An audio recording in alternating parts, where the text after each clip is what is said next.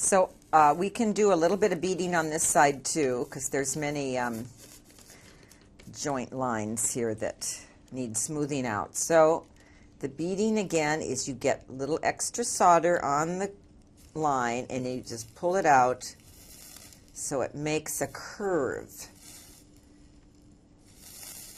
above the line. Rather than a dip, it curves upwards.